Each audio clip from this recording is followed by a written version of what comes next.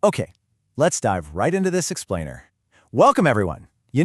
It's pretty wild to think about, but did you know India's very first rocket parts were famously transported on the back of a bicycle? It's true.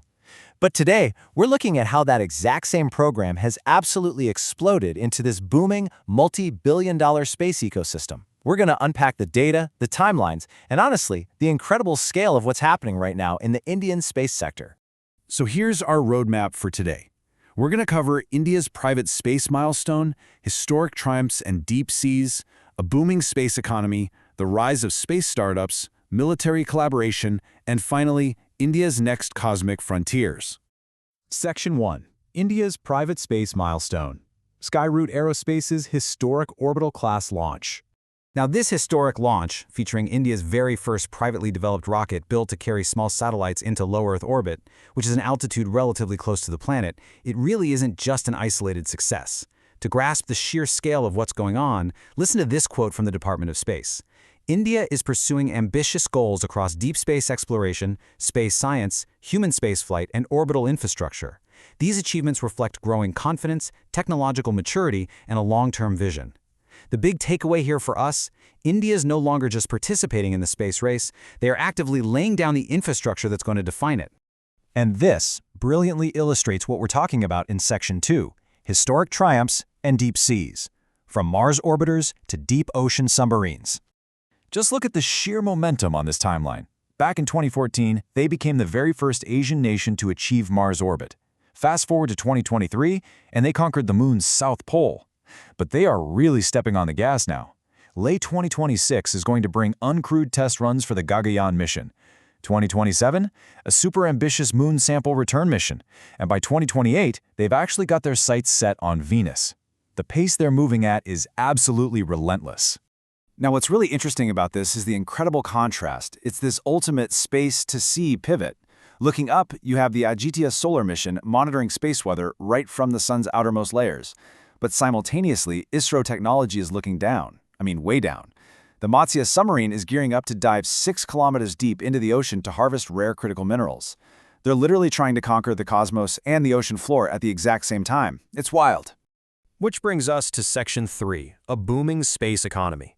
The multi-billion-dollar projections. The financial leap we're seeing here is just staggering. Right now, India's space economy sits at a valuation of $8.4 billion. But follow that trajectory for a second. $44 billion by 2033 and a massive $100 billion by 2040. India has historically been known for its cost efficiency in space, right? But this is a massive engine of future wealth generation. And a huge driver of that wealth? Well, it's the number 430. That's the number of foreign satellites ISRO has launched for other countries. And by doing that, they've already raked in over $600 million. So India isn't just launching its own tech, they are actively grabbing a huge slice of the global commercial satellite market. Let's move on to Section 4, the rise of space startups. Over 400 new players entering the cosmos. So, the crucial point here is how incredibly specialized these new companies are becoming. You have Skyroot Aerospace, who are building the orbital rockets to get us up there. Once they're up there, Pixel is using advanced observation satellites to completely revolutionize agriculture. Need to move around in space?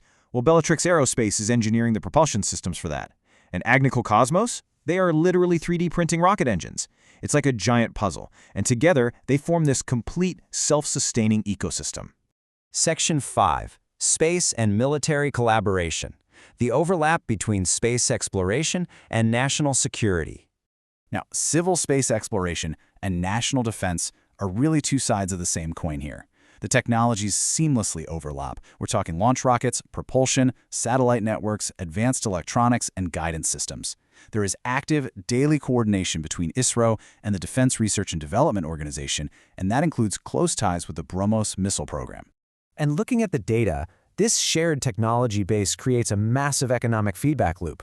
Following the 2025 border conflict with neighboring Pakistan, where, as you might remember, drones and precision missiles dominated the battlefield, billions of dollars were poured into defense procurement.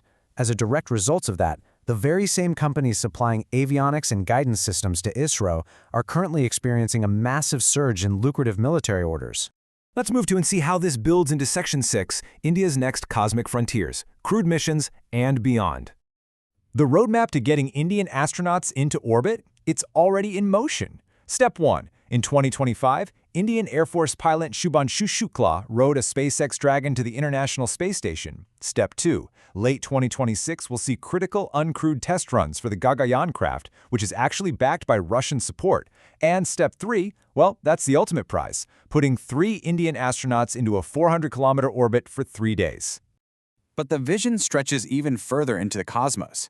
Prime Minister Narendra Modi has laid out some massive anchor points. India plans to have its very own space station by 2035 and to put an Indian astronaut on the moon by 2040. Just think about how far our narrative has zoomed out today, right? We started with a single private rocket launch, and now we're talking about a permanent lunar footprint.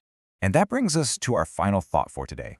With a $100 billion economy projected, mining subs diving into the deep ocean, and a space station on the horizon, where exactly is India going to stand in the global space hierarchy by 2040?